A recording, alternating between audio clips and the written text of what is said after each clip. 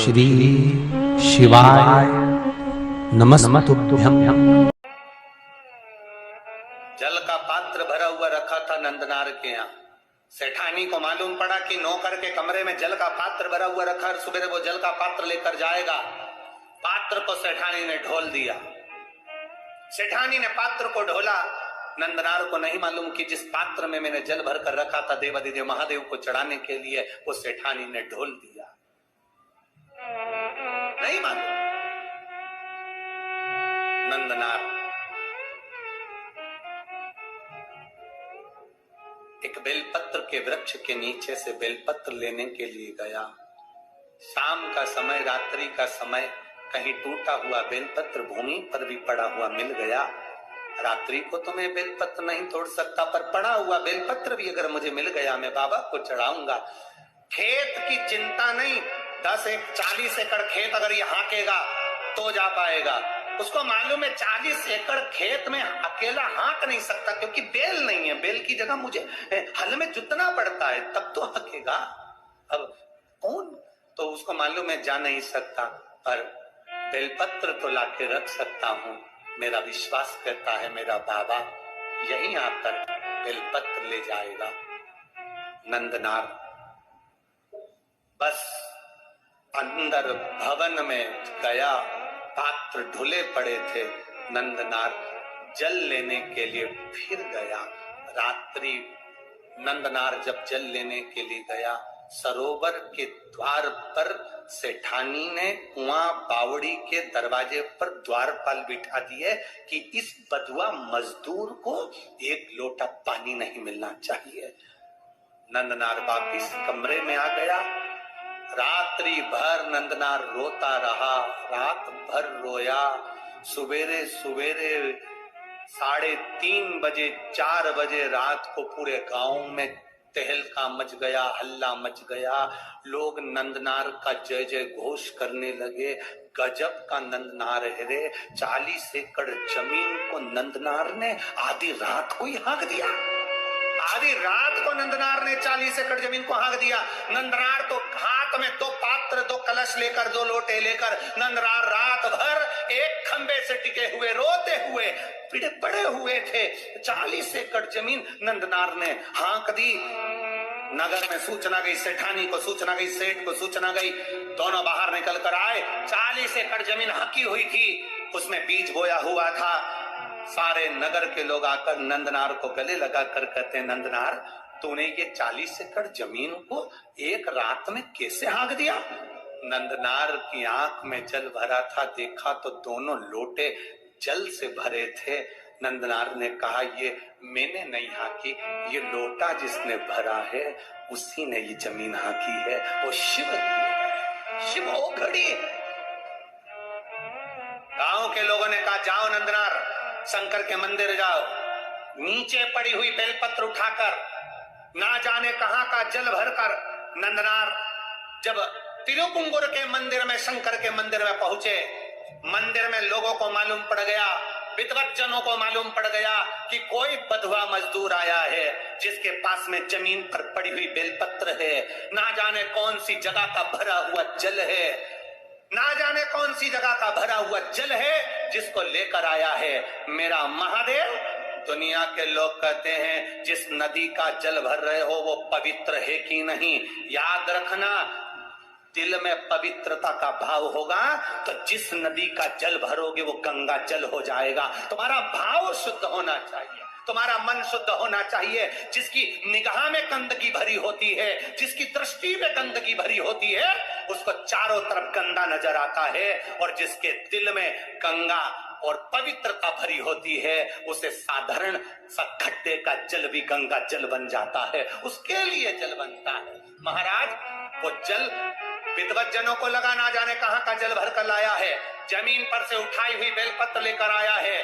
उन्होंने शंकर भगवान के मंदिर के सामने जाकर सारे विद्वज्जन, सारे दर्शनार्थी सामने खड़े कर दिए कि वो आने वाले बधुआ मजदूर को शंकर का दर्शन नहीं होना चाहिए। सामने था नंदी, सामने शिवालय, दरवाजे पर लोगों को खड़ा कर दिया। नंदनार ने मंदिर में पहुंचते से ही बाबा का दर्शन नहीं कर पाए। दर्शन नहीं करा तो नंदी से कहा, बाबा जी, नंदी से नंदनार कर रहे हैं, बाबा जी मुझे भोले बाबा का दर्शन नहीं हुआ, बाबा जी दर्शन करना है। इतने में तो नंदी ने कृपा कर दी।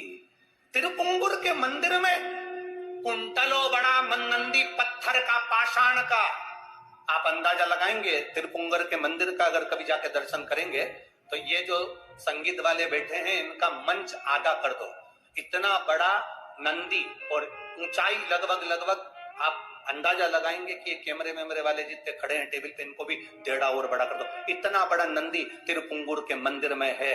जब नंदनार ने कहा मुझे भोले का दर्शन नहीं हुआ, बेलपत्र कावड़ का जल लाया हूं, नंदी ने कहा चिंता मत करो, मैं सरक जाता हूं, मेरी जगह पर तुम खड़े हो जाओ, और नंदी हट गया।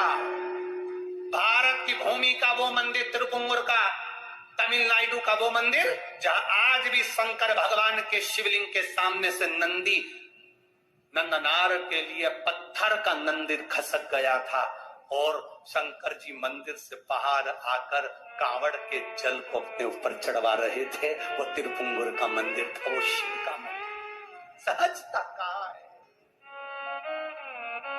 शिव तत्व की प्राप्ति है शंकर की अविरल भक्ति,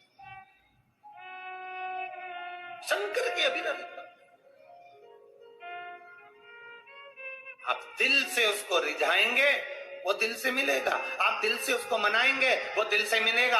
आपकी दृष्टि के अनुकूल सृष्टि की रचना है। आपके मन में पाप भरा है, कपट भरा है, छल भरा है, बेईमानी भरी, प्रपंच भरा, और त्रिपुंड लगाकर और खूब जोरदार कपड़े मपड़े पहनकर रुद्राक्ष की माला धारण कर कर भगवान को रिझाने का प्रयास करोगे, 24 घंटे बैठकर अभिषेक पूजन करोगे, मेरा महादेव प्रसन्न नहीं होगा।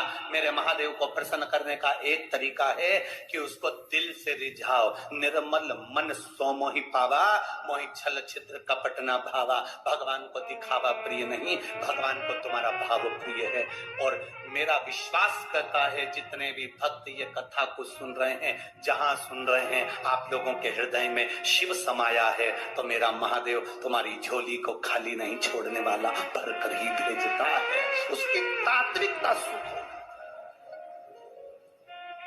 संत बन गया नंदनार, संत बन गए। उसके बाद में उनको परिवार, कुटुंब, कबीला, कहां नौकर, कहां चाकर, किसी से मतलब नहीं। 2 लोटा जल सावन के महीने में दुनिया के लोग हंसते हैं, ये सियोर वाला महाराज तो हर कुछ करवाते रहता है। कई लोगों को बड़ी बड़ी विद्वत्ता में बैठकर बड़े बड़े विद्वान भी हमें अपशब्द कहने के लिए तैयार रहते हैं। इसमें तो अक्ल नहीं, सियोर वाले में तो लक्षण नहीं। कभी ऐसी बेलपत्र चढ़वा देगा, कभी मूंग का दाना चढ़वा देगा, कभी चावल चढ़वा देगा। आप दिल से उसको रिझाने का प्रयास करिएगा। दिल से 1 लोटा जल नहीं, सावन के महीने में 2 लोटा जल। अगर नंदनार की कथा सुने हो, त्रिजटा की कथा सुने हो, अभी तो आगे चरित्र, जरा कांवड़ के चरित्र सुनिए तो। राम जी, माता जानकी जी कांवड़ चढ़ाने जा रही हैं। माँ जानकी स्वयं कांवड़ चढ़ाने गई, क्या जरूरत पड़ गई थी माता? उस जल के महत्व को पहचानो, सारी समस्या का हल 1 लोटा जल। और सावन के महीने में 2 लोटा जल। लोग हंसते हैं, कभी कनेर का फूल चढ़वा देता है महाराज, कभी दुर्वा चढ़ा देता है, कभी समी का पत्ता चढ़वा देता है महाराज। लोग बड़े बड़े आश्चर्य में पड़कर अपशब्द कहते, ताने देते हैं, बड़ी बड़ी पीठों पर बैठकर अपशब्द कहते हैं, निंदा करते हैं 24 घंटे। फिर भी हम निंदा सुनने को तैयार हैं। बस आपसे इतना सा निवेदन है कि मेरे महादेव की भक्ति मत छोड़ना, तो वो तुम्हें नहीं छोड़ने वाला। उसका स्मरण मत छोड़ना, वो तुम्हें नहीं छोड़ने वाला। जपते रहो पंचाक्षर मंत्र नमः शिवाय, जपते रहो षडाक्षर मंत्र ओम नमः शिवाय, जपते रहो श्री शिवाय नमस्तुभ्यम, जपते रहो राम नाम, जपते रहो कृष्ण नाम। तुम्हारे भीतर भगवान की अविरल भक्ति को प्रारब्ध से, आनंद से प्रवेश कराने का प्रयास करना, वो तुम्हारे भीतर बैठेगा, आएगा तुम्हारे भीतर, कर जाएगा। लाखों के दुखड़े जो हर गया डमरू वाले, तो मेरे दुखड़ों को देख कर क्यों डर गया डमरू वाले।